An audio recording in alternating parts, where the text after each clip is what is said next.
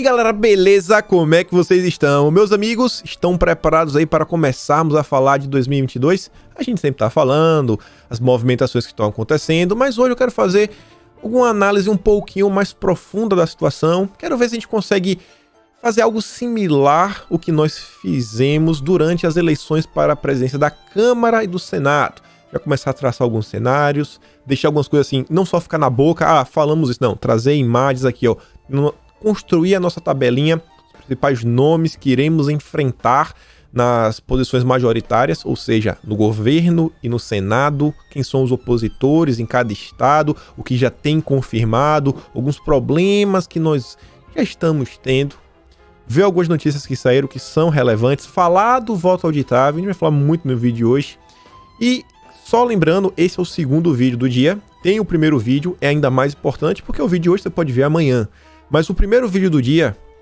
estamos falando sobre o que você precisa fazer para colocar a CPI nos trilhos. Vai lá, assiste, você não vai se arrepender. Então, vamos lá, vamos começar, só que antes de colocar aí as matérias, só que bater aquele papo, tem muita coisa acontecendo, o cenário está bem embolado, quem vem acompanhando tá vendo, cara, muita movimentação, desde que, né, o Molusco, o Nove Dedos, ficou livre, o cenário político virou um caos. Foi CPI que começou, partidos começaram a mudar de lado, partidos começaram a sofrer internamente, eles nem mudaram de posição, mas já estão sofrendo perdas, baixas, e a gente vai comentar bastante sobre 2022. E a gente vai começar com uma matéria até recente, matéria aqui do dia 15, ou seja, de ontem, saiu no Globo uma matéria aqui que já envolve o Dória, o PSDB e o MDB. A gente vai olhar essa matéria em pedaços. Ela vai se juntando, conforme vai juntando, vai fazendo mais sentido. Então vejam só. Depois da filiação de Rodrigo Garcia, Dória tenta atrair MDB. Isso daqui não é que ele tenta. Ele está tentando dar mais um passo. Para entender isso daqui, você tem que lembrar o que aconteceu no ano passado. Inclusive, o Gil Diniz, na época, ele alertou, falou, pessoal, vocês têm que entender o que está acontecendo hoje no Brasil. Naquele momento, o Rodrigo Maia estava visitando São Paulo frequentemente. Quantas vezes vocês não viram o Rodrigo Maia via São Paulo, tá lá naquele palanquezinho que o Dória não fazia aquela comitiva dele? Todo dia fazia? Direto o Rodrigo Maia estava lá. Estavam em conversas, foi o período pré-campanha das eleições municipais, batendo aquele papo, fechando os principais acordos. Não só o Rodrigo Maia, como o Baleia Rossi também estava indo a São Paulo. E você tem que lembrar que o Maia é um dos manda-chuvas do DEM, ou pelo menos era, porque o Maia saiu do DEM. O Baleia Rossi é o presidente nacional do MDB. Ou seja, Dória já tá falando com o topo. E o Dória é o Dória. E o Dória é um cara que é complicado, porque ao mesmo tempo que o Dória é do PSDB, o PSDB não gosta dele, mas ele é do PSDB.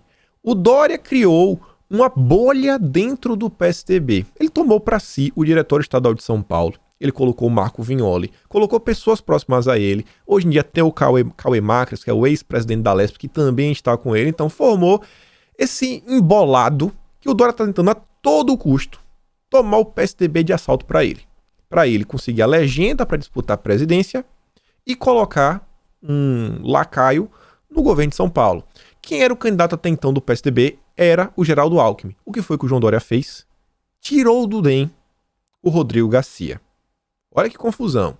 O Maia saiu do DEM, o Rodrigo Garcia saiu do DEM também. Quem era o nome mais importante do DEM em São Paulo? Rodrigo Garcia.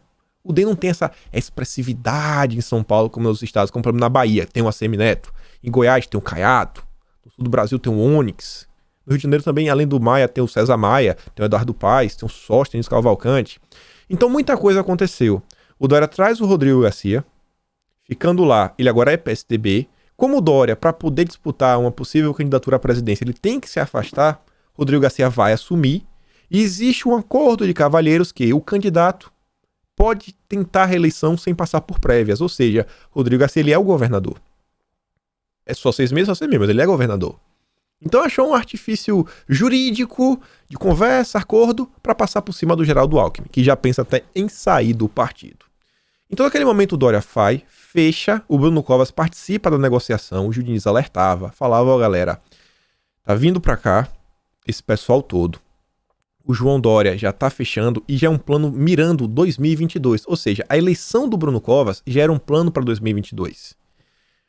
O Rodrigo era uma chapa PSDB, com o MDB de vice. O Gil Diniz, ele fez uma thread. Sei do que aconteceu com o Covas recentemente, mas eu vou repetir mais ou menos as palavras que o Gil utilizou. Hoje em dia, as pessoas sabem o seguinte: o Bruno Covas ele não vai conseguir chegar até o final do mandato, pelas condições de saúde, as pessoas já sabiam. Então, colocar o MDB lá, na verdade, foi entregar a Prefeitura de São Paulo para o MDB. Esse foi o acordo. Ou seja, o MDB ia receber a Prefeitura, Rodrigo Maia iria receber, não Rodrigo Maia, o DEM iria receber o governo do estado e o PSDB ficaria com a presidência. A cidade de São Paulo, a gente vai falar dela especificamente, é muito importante. Muito importante. É mais importante do que você, às vezes, ser governador de um estado. Vocês vão entender por quê. O estado de São Paulo, se a cidade é importante, imagine o estado. E a presidência é a presidência. Então, voltamos para cá na matéria do Globo do dia 15. Dória tenta atrair o MDB, trazer ainda mais para perto. Fazer valer os acordos que começaram a ser construídos no passado. Você vê, o Dória também mantém boas relações com MDBistas como Michel Temer e Baleia Rossi, presidente nacional do partido. Ao Globo, Rossi não fala em aproximação no cenário nacional, mas diz que os laços têm se estreitado no estado. Ele afirma que há a possibilidade do partido apoiar o plano do Dória lançar Garcia para sua sucessão ao Palácio dos Bandeirantes. Isso daqui é importantíssimo para o Dória porque Rodrigo Garcia continuar lá é a garantia que o LIDE, o grupo empresarial do Dória que faz lobby, vai poder continuar fazendo todo o seu trabalho para vender o Brasil para aquele país que vocês conhecem. Então vejam só, há uma proximidade da bancada e uma conversa com deputados estaduais do partido. Esta construção está sendo feita, afirma aí o Baleia Rossi. E aí essa matéria do Globo, ela já traz, vocês podem ver, uma configuração política em São Paulo. Não dá para bater o martelo ainda, não sabemos quem será o principal opositor e é um embolado grande. Por quê? O Guilherme Boulos, ele veio forte, ele teve uma boa votação. Ainda que tivemos muita abstenção de votos, ele teve uma quantidade boa de votos. Pode ser aí o cara forte da esquerda. Ao mesmo tempo, o PT ainda é o PT e agora nós temos o Lula. Concorrer com nome forte para presidente muda muita coisa. Inclusive, o Haddad, que não é isso tudo, olha quantos governadores petistas nós temos no Nordeste.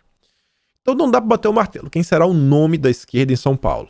Depois você tem a centro-esquerda, uma esquerda mais moderada, o Rodrigo Garcia, Geraldo Alckmin e o Márcio França. Desses três, eu ainda acho mais complicado o Márcio França, que ele tem um discurso, ele tem em volta também, tem a base dele, e o Geraldo Alckmin, que ainda assim, com todos os problemas, ele tem base. Mamãe Falei, eu não sei o que tá fazendo aqui, teve a votação dele lá, mais de 500 mil votos para prefeito, tudo bem, mas eu acho que ele tá aqui mirando, conversando com algumas pessoas, 2024. Por quê? Arthur, ele disputar essa eleição, ele vai ter uma quantidade de votos. Pode ser 5%. Gente, 5% às vezes é muito voto. Muito voto. E disputar uma eleição majoritária para governo vai colocar ele no imaginário popular. As pessoas vão saber quem é Arthur Moledo Duval. Ou seja, para as eleições de 2024, ele já está automaticamente convocado. Ele já é um nome. Então já estão pensando lá na frente. O MBL é um grupo com um projeto de poder. Aí você tem o que o Globo chama de bolsonarista. Não é direita, direita é só o Arthur. Você tem o Luiz Felipe, ele quer ser candidato. Tem o Abraham, tem hora que diz que quer, tem hora que diz que não quer, vai naquela, vai, não vai. Tem o Ricardo Salles, que até então aí meio calado. Ninguém realmente sabe se ele quer ser candidato ou não. E tem o Tarcísio, que a gente não sabe se ele quer ser, mas Bolsonaro já indicou o nome deles algumas vezes. Esses quatro, na minha visão, qualquer um que for pro segundo turno, possivelmente leva. Qualquer um. O negócio vai passar do primeiro turno. O Tarcísio, não que eu gosto ou não gosto dele, tem uma coisa que vem acontecendo, que vem me alertando, a gente tá fazendo aqui uma análise do cenário, não que nós gostamos, é o seguinte, Bolsonaro ele solta o nome do Tarcísio, mas ainda não foi assim abraçado pela militância. As pessoas falam do Tarcísio, falam com carinho, mas não foi aquele assunto assim, pá, soltou o nome do Tarcísio, tomou conta de todas as redes, notícias em todo lugar, saiu matéria na imprensa, saiu aqui, as pessoas estão batendo todo dia Tarcísio. Então tá aí, então não dá pra saber se realmente é o Tarcísio. O Luiz Felipe tá aí, um cara já tá na Câmara, tem um trâmite na política, é um cara assim mais refinado. Tem o Abraham Weintraub, foi ex-ministro da Educação, atualmente está nos Estados Unidos, não está no Brasil. E como análise, se você gosta ou não do Abraham, é o seguinte, na minha concepção, hoje no Brasil, quem não começou as movimentações já está perdendo tempo. E começar a movimentação não é só escolher um partido. Eu estou vendo as pessoas da esquerda começarem a se movimentar, base, fechando apoio, coligações, sabe? Compor. Eles estão compondo. Eu sei que dos bolsonaristas, o Luiz Felipe ele já está nessa também. Já está conversando com alguns grupos. Não sei em que pé anda as coisas do Abraham. E do Ricardo Salles eu não tenho muita informação. E está lá indefinido o SCAF, que eu não achei que a candidatura dele avance. Mas continuando aqui na questão de São Paulo, que eu falei como essa trinca DEM, MDB e PSDB são importantes. Olha só isso daqui, ó. Posse de Ricardo Nunes como prefeito de São Paulo dá quinto maior orçamento do país a MDB. Pessoal, o quinto maior orçamento do país. Olha a importância de São Paulo. É o quinto maior orçamento do país. O estado de São Paulo é basicamente... A importância assim, do impacto econômico do estado de São Paulo é basicamente o Paulo Guedes. Sabe o Paulo Guedes que dá uma canetada, modifica a economia do Brasil? Isso é o estado de São Paulo. O estado. A cidade de São Paulo é quase isso. Seria a Secretaria Executiva... Não sei, pronto. Se o estado de São Paulo é o Ministério da Economia como um todo, a cidade de São Paulo é você, seu Paulo Guedes. Essa é a tamanha importância da cidade de São Paulo. Você pode mexer no eixo econômico do país. Os empresários mais importantes do país o tempo todo querem conversar com você. Por quê? Porque eles estão em São Paulo. E eles não querem que você crie problemas. E eles querem algumas facilidades. E o MDB colocou as mãos dessa galinha dos ovos de ouro. E, gente, ainda estamos em 2021. As eleições, assim, quem tomou posse tomou em janeiro. Ou seja, se o prefeito tem 4 anos, o Ricardo Nunes, que é do MDB, ele vai governar por 3 anos, 6 meses e uns 15 dias. Ele é basicamente o prefeito completo. Faz assim, é quase como se fosse uma fera. Não, o Bruno Covas ficou 4 meses. 4 meses e meio. Não completou 5 meses. O MDB tá aí. Vai ter 3 anos pra brincar com tudo que eles quiserem. E você vê, conhecida como uma sigla forte, atuação municipalista, o MDB saiu das eleições de 2020 com 5 capitais, o maior número entre os partidos brasileiros. Com a posse de Nunes, consolida-se também como a legenda que comanda a maior quantidade de pessoas, cerca de 35 milhões de habitantes. O MDB hoje, o MDB, o partido, comanda, olhando assim, nível de prefeituras, 35 milhões de pessoas. É muita gente. Em nível estadual, Nunes não deve influenciar os planos de Dória. Olha os acordos sendo cumpridos. Não vou mexer no Dória. Ele foi indicado pelo vice-prefeito como parte de uma articulação que poderia culminar numa aliança presidencial, o que é incerto neste momento. Parte expressiva do PSDB queria uma chapa pura, mas prevaleceu no final o interesse de Dória de tentar agradar os MDBistas de olho em 2022. E por que não dá para bater o martelo nesse exato momento? O que foi que aconteceu que embrulhou esse meio de campo? Antes disso, olha só isso daqui, ó. Cobiçado para vice de Lula, Josué Gomes descarta a política em 2022. A cúpula do MDB foi procurada por aliados de Lula com um curioso aviso. Josué Gomes, que assumirá a Fiesp no fim do ano, procurará o partido para se filiar e, quem sabe, ser vice do petista em 2022. Só que aí depois fala isso daí e depois diz que o Josué descartou. Não vou participar não. O MDB ele não lançará um candidato à presidência. O MDB ele se coloca numa posição igual a do PSD, que é um partido grande, a gente vai falar dele. Eles não vão disputar. Então, eles estão naquela posição gostosa. Assim, ele é amigo de todo mundo. Ele não vai ter conflito. Não vai ser uma briga de fulano, cicrano, que cada um tem o seu candidato. Não, cara. Não vai ser tipo assim, vamos olhar a esquerda, que tem vários candidatos. Tem o Lula, tem o Ciro Gomes, tem o Dória. O Dória é da esquerda, não adianta. É a frente ampla. Luciano Huck, é Moro. Ah, todos se odeiam. O MDB não, cara. Eu sou amigo de todo mundo. Quero apoiar. Quero ser seu vice. Então ele já vem buscando apoio. E se você tá numa chapa de presidente, meu amigo, para você apoiar, né? Governo e deputados, tinha aquela foto com o presidente, a galera do MDB tirando foto com Lula, naquela cidade que não tem um deputado estadual forte do PT, o cara acaba votando no MDB, então eles vão emplacar. O MDB vai focar no legislativo, tanto o MDB quanto o PSD do Kassab. Mas aí, esse acordo do Dória, vai ou não vai? Aqui é um dos motivos. O MDB não sabe, fecha com Dória ou fecha com Lula? Pô, mas não fizeram acordo para as eleições? Então, o acordo era DEM, PSDB e MDB. E no DEM aconteceu algumas coisas recentemente, como a saída do Rodrigo Maia. E isso impacta muita coisa. Pensando em alianças propostas por Lula, PT planeja ceder nos estados. E aqui a gente conversa. Na tentativa de costurar o amplo leque de alianças pregado por Lula, o PT deve reduzir até a metade o número de candidatos a governador em 2022. Hoje, as contas são de que o partido lance nomes em 8 a 10 estados. Em 2018 foram 16. Em nome de coalizões promissoras, os petistas prometem ceder a aliados colégios como Minas, Rio de Janeiro, até mesmo São Paulo. O dote de casamento anima muitas legendas de esquerda à centro-direita, críticas à postura do PT de não abrir espaço para ninguém. Pô, e aí, vou apoiar o Dória? Então, o PT tá abrindo espaço. Qual foi a principal crítica que o PT recebeu nas eleições de 2020, municipais? Que o PT era egoísta. Egoísta. O Felipe Neto e a Manuela Dávila falaram a mesma coisa.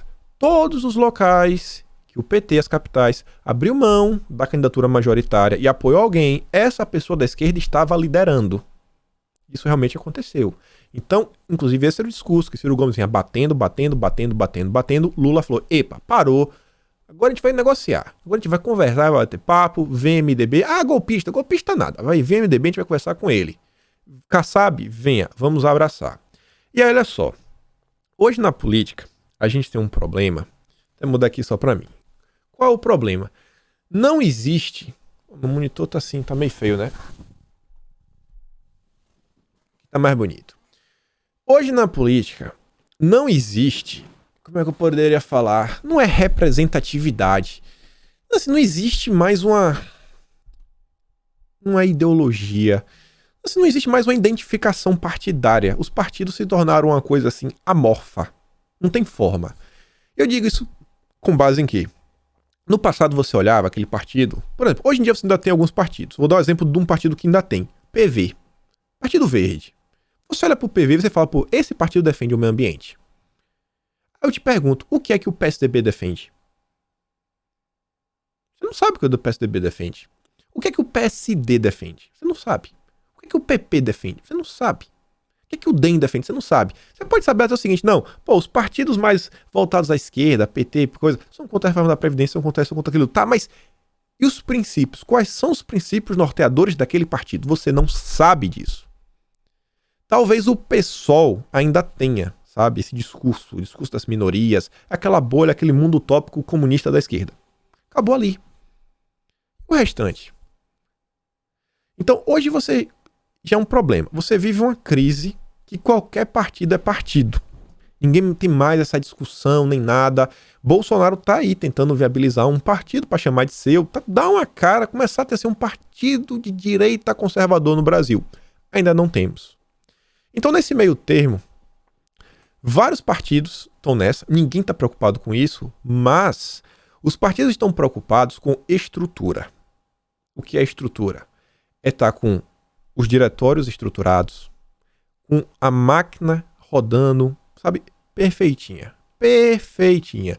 De uma forma que as pessoas estão envolvidas, tem cargos, tem isso, e esses cargos vão reproduzir, no final das contas, em votos. Sabe quem é todo mundo, quem não é, já está formando base, já sabe quem são os candidatos, ó, vai ser esse, essa aqui são nossas prioridades, a gente vai focar aqui, a gente já sabe mais ou menos como nós vamos colocar o fundo partidário, a gente já está indo atrás dos setores, das elites, buscar apoio, tá com o terreno arado, bonitinho, com semente, já está botando inclusive água, irrigação e adubo, só está esperando a hora da colheita. Hoje o partido mais estruturado no Brasil, pode parecer que não, mas conversando com algumas pessoas, é o PSD. O PSD é o partido mais estruturado hoje no Brasil, em termos realmente de estrutura. O Kassab vem fazer um trabalho assim de bastidor interessante. Conversa com as pessoas, vem ouvindo, não vai entrar muito em detalhes, mas ele está aí. O Kassab ele também não vai participar da eleição para presidente. Ele quer compor. Ele quer focar no legislativo. Ele não está pensando agora. Ele está pensando lá na frente. Ele monta a base, monta deputado estadual, monta deputado federal. Esses deputados, aí em 2024, já vão puxar prefeitos, vereadores. E aí em 2026, aí ele já vai vir forte com a Câmara, algum Senado, talvez algum governador. E aí com prefeito, vereador, base, estrutura, aí ele vai pra cima e tenta alguma coisa maior. Talvez não a presidência, mas mais cargos e mais estrutura para o próprio partido. E o que foi que aconteceu, que eu falei, né, desses acordos? Quem tá falando? MDB, DEM e PSDB. O DEM, além de não ter um discurso, o DEM tinha no passado. O DEM era arena, do época do regime militar. Depois de várias mudanças, virou PSL, não foi de uma hora para outra, virou PSL, ou PFL, Partido da Frente Liberal, pô, era um partido mais à direita ainda, e foi até se tornar o DEM, que não era Rodrigo Maia, cara, você não sabia mais o que era o DEM. Hoje você vê o ACM Neto, que é o presidente, tentando emplacar um DEM diversidade, que é o arco-íris, né? E você fala, cara, se perdeu. Então, o ACM Neto ele gera um clima que grande parte dos deputados que ainda são de direita do DEM ficarem satisfeitos, o que acabou isolando ele um pouco, tirando o poder do ACM Neto, e além de não ter um discurso, o DEM perdeu representatividade em vários estados, como por exemplo São Paulo. Não tem mais Rodrigo Garcia. Onde ele principalmente foi abalado foi no Rio de Janeiro. Perdeu o Maia, perdeu o César Maia, perdeu o Eduardo Paes, o pessoal que está na Secretaria do Rio de Janeiro, alocado em alguns cargos, todo mundo saiu. Quem que comandou o DEM no Rio? O partido está lá também solto. Está lá de bandeja para, sei lá, espero que o Sóstenes é um cara de direita, ligado aí, vai presidir a Frente Evangélica no próximo ano. Bancada evangélica vai lá, tome o DEM. Fala, não, agora o DEM é meu, vou estruturar para colocar o DEM de volta na direita. Então, hoje em dia, o que está se vendo no DEM é uma debandada e está vendo crescer uma, assim, sabe, uma pequena chama de direita, talvez. Então, o DEM assim, né, pô, o Dória tá olhando o DEM, assim, pô, o DEM, né, tá meio difícil, já trouxe o Garcia para garantir, o meu. E o MDB tá olhando, pô, velho, então, né, tá, Dória, pô, apoiar o DEM, cara, não sei, hein, o DEM tá... Acho que o ACM Neto vai ter essa força toda, talvez seja melhor colar com o PT, hein, conseguir uma vice-presidência, já tive o Michel Temer, então, né, vai que tem um impeachment, pega de novo a presidência, então, o Dória tá meio complicado nesse esquema. O MDB, então, teve essa modificação, você não sabe para que lado agora as coisas vão continuar caminhando. Aí você vê, ó, a paquera do PSB com Marcelo Freixo segue quente. Conversando, mudanças estruturantes. Vários partidos vão sofrer modificações. Vários vão encolher. O PSL vai ser um deles, porque os bolsonaristas vão sair. E partidos vão crescer. Um que vai crescer é o PSOL. Talvez o Freixo saia ainda assim. O PSOL será um partido que crescerá no âmbito legislativo. Vai emplacar muito deputado. Ele já tem hoje o voto dos jovens, que foi o que o Guilherme Boulos teve. Aí você vê que está tendo a conversa. O Carlos Siqueira, cacique nacional do PSB, teve mais uma conversa nesta semana com Marcelo Freixo, o nome de Lula, para liderar a frente ampla de partidos que disputará o governo do Rio de Janeiro.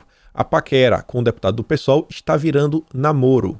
E o PSB é um partido importantíssimo quando a gente olha à esquerda, porque ele é o MDB da esquerda. Não vamos falar que é MDB de esquerda, não. Não deixa MDB lá no centro-esquerda. Esquerda pra valer, que não faz questão de se disfarçar, que é vermelho. A gente tem o PT, PDT, PSOL, a Cidadania, que é o antigo PPS, né? Que tá no Foro de São Paulo, PCdoB. E aí tem o PSOL. O PSB, ele é o MDB da esquerda. Eles não vão pensar em disputar, sabe, um presidencial. Não, tá de boa. Quer compor, ele quer espaço, ele quer lugar de vice, colocar um deputadozinho, pensando tipo o Kassab. Lá na frente, colocar várias pessoas. É um partido estruturado, é um partido que tem voto, tem deputado, tem governador, tem prefeitos. Não é um partido do nanico. Não é um partido nanico, é um partido grande, o PSB. E hoje tem uma disputa entre o Ciro Gomes e o Lula, no caso seria PDT e PT, para ver quem vai conseguir, né, o apoio do PSB. Tá todo mundo procurando compor. E aí o Lula já se antecipou, já tá abrindo mão de vários locais, chamou o Freixo, já chamou a galera, falou, vamos fazer uma frente ampla, até o Paes tá de boa. E o Paes, lá do Rio de Janeiro, falou que vai estar apoiando, o Maia também, já são do PSD, que é do Kassab, e já trouxe para perto. Então já estão aí costurando um acordo.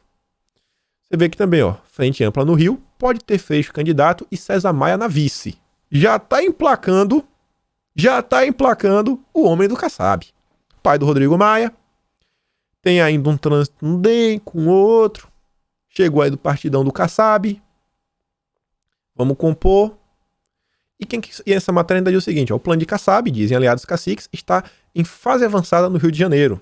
E o final da matéria termina falando que a frente ampla teria Freixo como candidato, Sérgio Maia na vice e Alessandro Molon ao Senado. Aí é o próprio PSB. Ó, PSB, vocês vão ter um senador. Posição de maior destaque na política brasileira.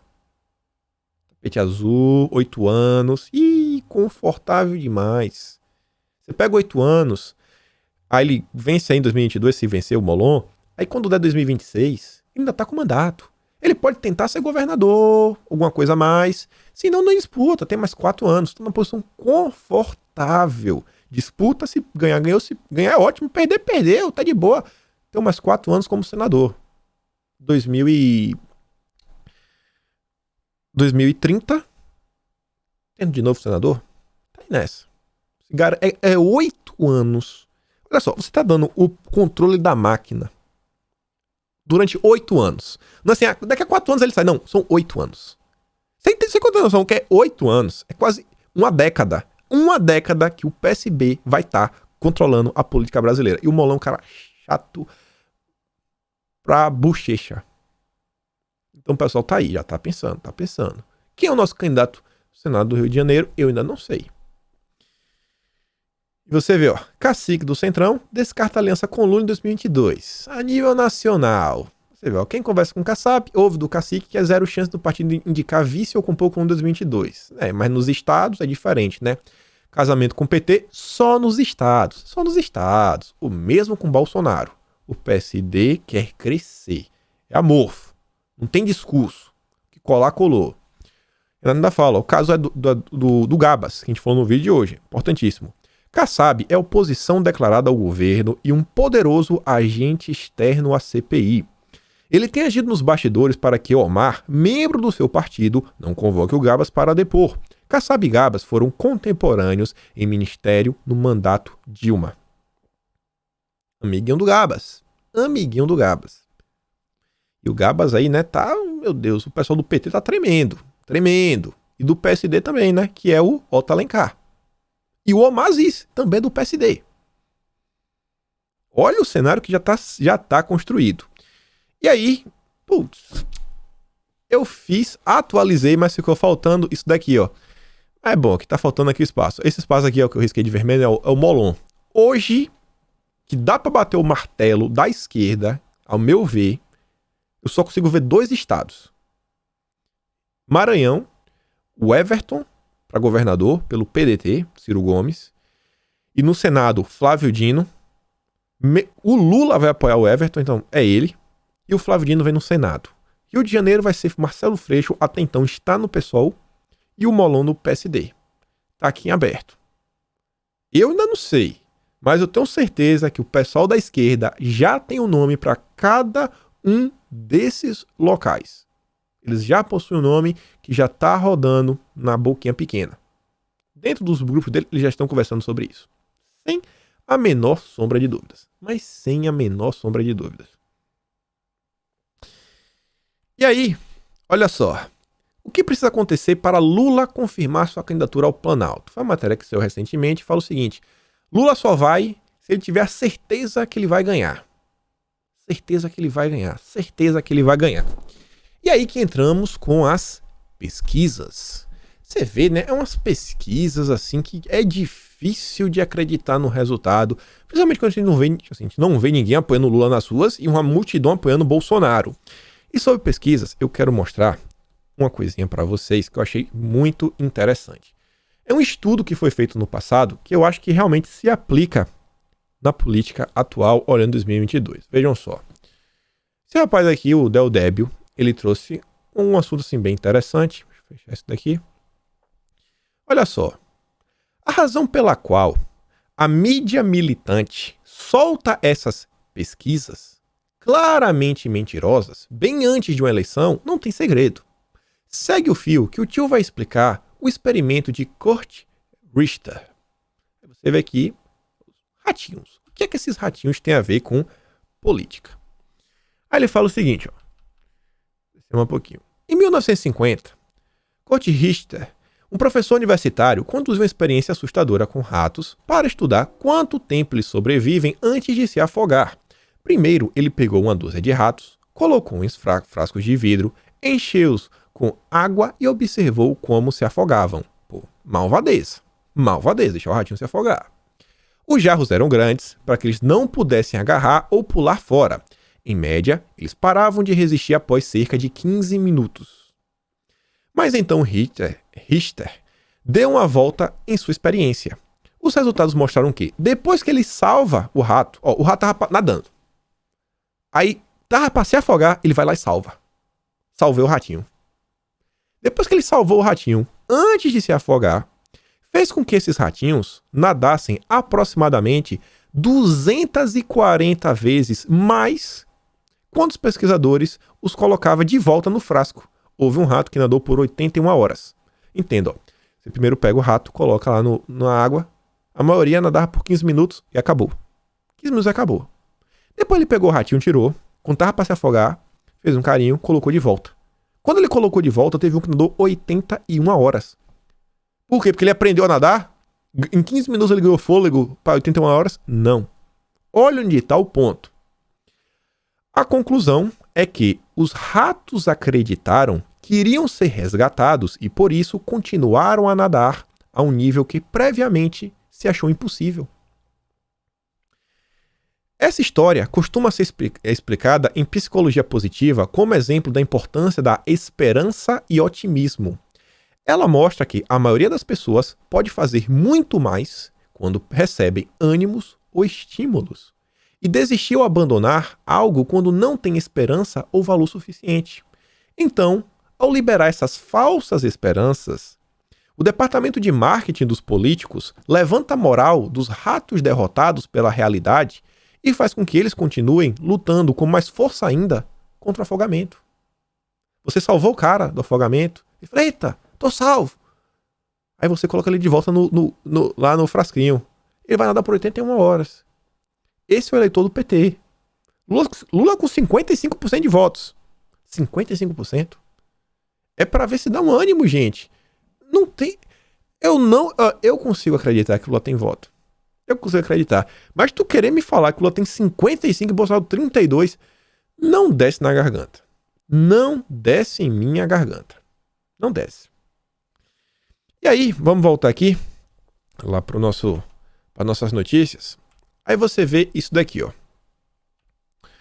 O diagnóstico de Sarney para o cenário eleitoral de 2022. Nem Lula, nem Bolsonaro. Procurado por Lula e Jair Bolsonaro nas últimas semanas, José Sarney tem um diagnóstico sobre o cenário eleitoral de 2022 que não agrada a nenhum dos dois. Segundo confidenciou a interlocutores, a alta rejeição que tem os dois adversários abre caminho para uma terceira via. Quem fala algo similar, e aí a gente comenta, foi Eduardo Cunha.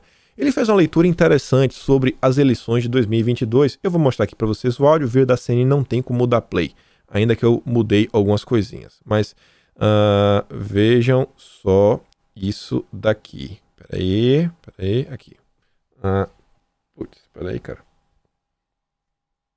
Ué, aqui. Conhecendo ou relembrando certas coisas. O senhor é bolsonarista? Não, mas eu sou antipetista. E como o senhor avalia para o quadro para o ano que vem? Eu avalio que vai ser Bolsonaro e Lula. E o senhor vota? Bolsonaro, óbvio. Primeiro turno? Primeiro turno. Eu não vejo a possibilidade de outra opção crescer. Se tiver uma opção, se naquele momento uma opção que for anti-PT, que vai ganhar a eleição, você tem que avaliar. Agora, no cenário de segundo turno entre Bolsonaro e Lula, eu votaria em Bolsonaro. Não há dúvida nenhuma com relação a isso. Eu não voto no PT. Eu não quero o PT de volta para o país. Eu já vivi o PT, eu já conheci o PT, eu não concordo com as políticas do PT e eu não quero o PT de volta. E uma grande parte da população pensa desse jeito. Se essa parte será a maioria, né, no ano que vem, só uma eleição de Mas, presidente, se, segundo as pesquisas mais recentes, e nos últimos dias saíram várias pesquisas, em todas o ex-presidente Lula na frente. Por que o ex-presidente Lula na frente? Significaria que preferem mais o ex-presidente Lula do que o presidente Jair Bolsonaro? Isso reflete o lado de momento. Nós não estamos na campanha eleitoral, nós não estamos discutindo a campanha. Você está com o Lula saindo, com o Moro sendo declarado suspeito, os processos deles anulados, e todo mundo vendo que a prisão dele foi um absurdo, que foi mesmo. Foi mesmo. Eu concordo plenamente que a prisão do Lula foi um absurdo, assim como a minha também o foi. Então o Lula está nesse momento como vítima, e ele é vítima mesmo. Então, meu discurso ele não é contraditório. Eu não acho que o processo político tem que ser resolvido pelo processo penal. Ele tem que ser resolvido no voto, no debate. Então, o Lula está num momento de graça porque ele está como vítima. Então, como ele está como vítima, é óbvio que ele vai estar numa pesquisa eleitoral hoje na frente de qualquer um. Até porque ele já tem uma pesquisa elevada. E não é só por isso. O número elevado dá esse fator que foi agregado. Mas se ele fazer esse fator, o Lula já estaria com 30%, 35% das intenções de votos em qualquer cenário. Um terço do país já votará no Lula, como um terço vai votar no Bolsonaro, e um terço ou vai se abster, ou não vai comparecer, ou vai votar nos outros que vão ser um conjunto de amigos. Eu acho que o Bolsonaro só ganha eleição se enfrentar o Lula. Eu acho que o Lula só ganha eleição se enfrentar o Bolsonaro. Não, mas... Ou seja, ambos só têm chance de ganhar eleição se enfrentando. Se o Bolsonaro enfrentar qualquer outro, vai perder. Se o Lula enfrentar qualquer outro, vai perder. Por quê? É uma percepção que eu tenho. Porque ambos têm um elevado nível de rejeição nesse momento. Eu discordo desse final dele, que qualquer um que Bolsonaro em frente, que não for o Lula, ele perde, e o Lula a mesma coisa, porque, cara, não é assim que as coisas funcionam, né? Só olhar a sociedade brasileira, tem muita gente que realmente apoia o governo Bolsonaro. Agora o que ele fala é interessante, isso aqui realmente existe, pessoal. Existe aí por parte da oposição, óbvio, quem é lulista não vota em Bolsonaro de jeito nenhum. Nenhum. Do mesmo jeito que a gente não vota em Lula de jeito nenhum. No segundo turno, sei lá, chuta aí alguém que deve ser candidato. Lá, cara, qualquer um menos o Lula. Qualquer um menos o Lula não dá de jeito nenhum. O cara que é lulista fala, qualquer um, vota no Dória, vota no Ciro Gomes, só não vota no Bolsonaro. No vota no Bolsonaro, não, de jeito nenhum. Então, em 2022 a gente vai ter uma disputa de rejeição também. Além de apoio, vai ter rejeição. Quem tem mais rejeição? O bolsonarismo ou o lulismo? Quem tem mais aversão do povo brasileiro? E a gente vai falar de comunicação ainda hoje, porque comunicação é a grande base disso tudo aí. E aí, continuando aqui, Eduardo Cunha, isso aqui é basicamente a mesma coisa, é da seleção. Isso aqui era outra análise. Essa aqui ele está falando assim, da importância de compor e não só falar para os convertidos. Esqueci de baixar esse vídeo. Ele fala, cara, tem que aprender a compor e tem que entender o seguinte, ó, não pode só falar para convertido. E, gente, isso é uma realidade. É uma realidade. Não dá só para pegar para convertido. Não dá só para pegar para convertido. Na verdade, esse áudio aqui também ele fala, tem outro recorte que eu queria mostrar, ele fala do governo Bolsonaro, que pergunta, como você avalia o governo Bolsonaro? Ele fala, cara, é muito difícil. É muito difícil porque ele mal chegou, teve inúmeros problemas, fala do Rodrigo Maia, e teve pandemia. Então, é difícil você falar que o Bolsonaro teve um governo ruim. Ele não vai falar que o governo Bolsonaro foi um governo bom, óbvio. Mas, cara, é complicado. Então, até 2022, muita coisa pode acontecer, e aí que entra, por exemplo, a CPI. A CPI é uma forma de travar o governo Bolsonaro. Não é só o desgaste midiático, mas enquanto a CPI está rodando, inúmeros projetos não avançam porque os senadores estão ocupados de terça a quinta no meio de uma CPI. Não avança. Então eles travaram a pauta do Senado. Se travar a pauta, estão as reformas. Você vê, não se discute mais reforma no Brasil, não se discute nada. Então eles estão tentando fazer com que o Bolsonaro chegue desidratado em 2022, entregando o Brasil às traças. As traças. É uma das ideias que eles têm. A gente viu isso daí lá atrás, e o Tasso Gereissati já estava fazendo isso, já estava tentando travar o Senado. Então, temos outro problema. E o que fazer? E, pô, ano que vem, o ano cabe em junho. A partir de junho ninguém mais vai trabalhar. Os deputados estão ocupados. Os senadores também com suas campanhas. Então, cara, a gente só tem até junho do ano que vem para colocar o Brasil, sabe, nos trilhos para começar a avançar. A situação não é simples. O Lula aqui que eu digo, não dá para votar no Lula, olha só. Tá lá com embaixador venezuelano segurando foto com Maduro. Meu amigo, não dá. O Poder Interessante ainda fala, ó, Lula ameaça, se eu voltar vai haver regulação dos meios de comunicação. Esse é o Lula.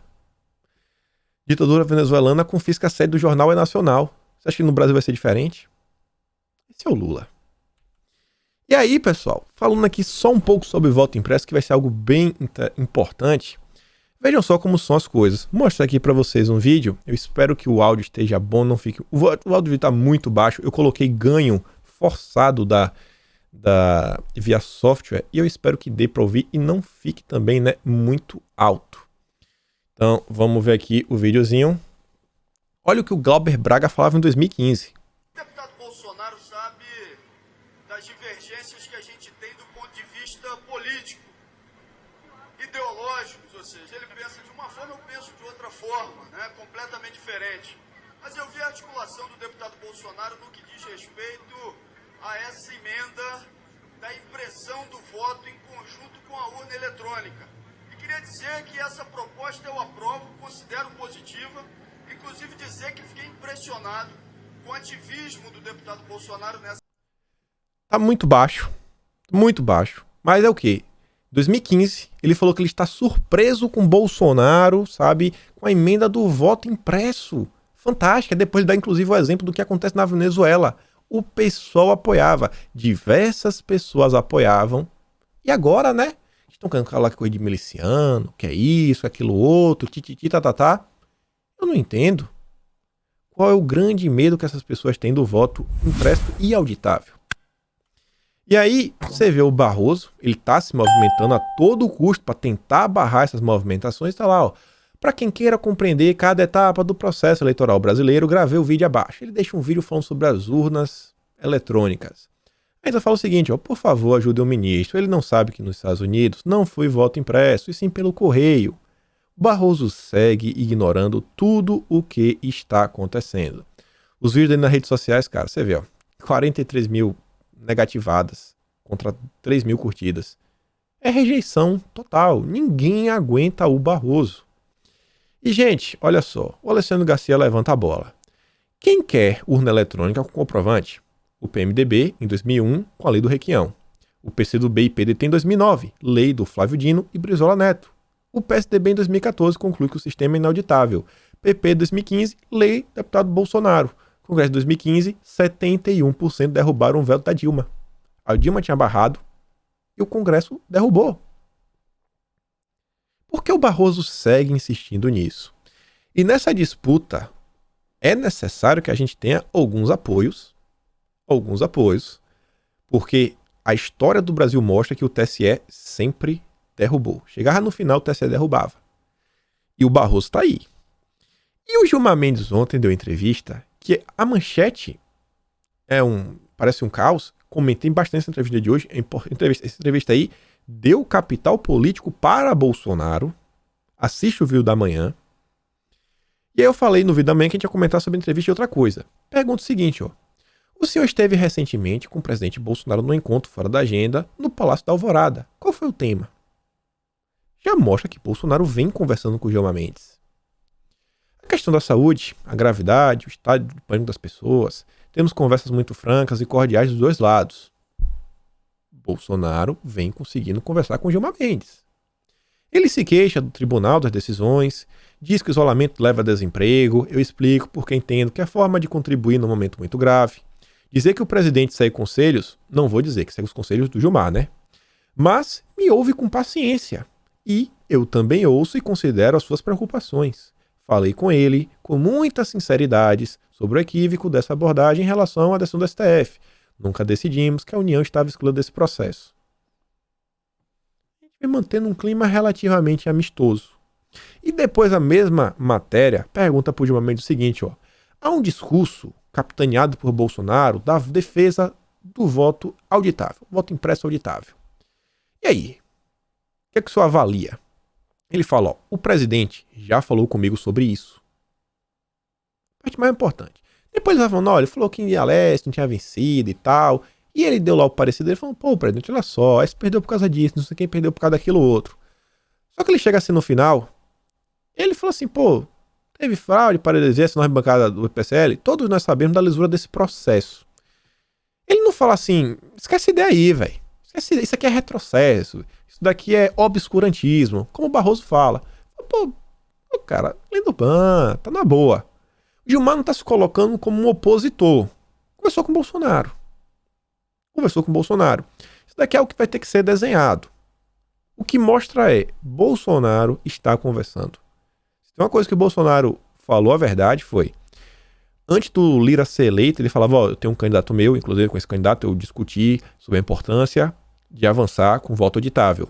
O Lira acabou de abrir a comissão, cumpriu o comprometido, colocou a Bia na CCJ, tudo que vem acontecendo para fazer. E você vê que Bolsonaro também vem conversando com o STF. É uma movimentação muito importante. Para isso aqui avançar, o voto auditável vai precisar. Não adianta querer que Gilmar Mendes faça afagos, apoie o governo. Às vezes o silêncio, a não crítica, já é, sim, um avanço. Já é, às vezes, o que precisa para a coisa continuar avançando. Para quando chegar na discussão, se o pessoal judicializar, levar a plenário, né, a esquerda fazer isso, para o STF julgar, o Gilmar fala, não, pô, eu sou a favor disso daí. E junto com o Gilmar, várias pessoas aí, né, votam. Você sabe como é que funciona. O STF é um julgamento político. E aí, pra gente fechar o vídeo e falar de comunicação, a gente falou das diferenças, rejeição do petismo, rejeição do bolsonarismo, diversas coisas. A Anitta fez uma thread ontem que eu achei interessantíssima. Olha o que ela fala. Muitos dos votos que Jair teve em 2018 foram dados por pessoas que não queriam que o PT continuasse comandando o país. Essas pessoas não acompanham o que o presidente faz diariamente e precisam que a comunicação funcione. Quem acompanha a política diariamente é uma bolha. É uma bolha. Esse canal, que é um canal grande, eu tenho uma noção disso, não vou falando, ai, meu canalzinho. É um canal de expressividade, são mais de 420 mil pessoas. Cara, é um nada. 1% do Brasil são mais de 2 milhões de pessoas. Eu não falo nem para 1% do Brasil. Eu não sou a grande mídia. Então, as pessoas não se informam diariamente. A gente é uma bolha. Comunicar não é comprar imprensa, é apenas fazer comunicação assertiva. Não são os chamados votos ideológicos, muito menos os votos de conservadores. Esses apenas queriam um antagonismo de verdade ao Lula. Fechar os olhos para isso é recolher-se à sua bolha e achar que a comunicação do governo funciona, e isso não é verdade. A comunicação governamental é muito mais complexa do que a eleitoral. É diferente, comunicação governamental e eleitoral. No período de campanha, o eleitor está condicionado a tentar achar quem mais se adequa ao que ele pensa. Durante o governo, não. Ele está preocupado em trabalhar. Ele não precisa de um candidato. Comunicação governamental é dialogar, inclusive, com aqueles que não votaram em você. É mostrar um serviço prestado ao país e apresentar resultados de forma frequente para todos, e não apenas para aqueles que frequentemente respiram política. Diariamente, recebo ligações de amigos pedindo para resumir o que está acontecendo. São pessoas que sabem que não pode confiar na imprensa, mas também não gastam tempo pesquisando sobre o que está acontecendo no país. Essas pessoas votaram em Bolsonaro e não sabem o que Bolsonaro fez. Elas precisam ser atingidas, mas a comunicação do governo parece não saber como fazer isso. Se hoje as pessoas sabem um pouco sobre o que acontece no Brasil, tem que agradecer e muito aos produtores de conteúdo das redes sociais e, principalmente, grifei amarelo, o mais importante, as tias do Zap. Essas aí é a parte mais importante de todas. E nenhum deles é de responsabilidade federal. Resumo o que sempre disse: a comunicação é a pedra no sapato que o governo não sabe resolver. Outra coisa que temos que avaliar: os adversários políticos de Bolsonaro foram todos para a imprensa internacional plantar uma narrativa de gênio. Não gênio, destruidor do país. Sabe quantas entrevistas internacionais Bolsonaro deu? Até hoje, 0.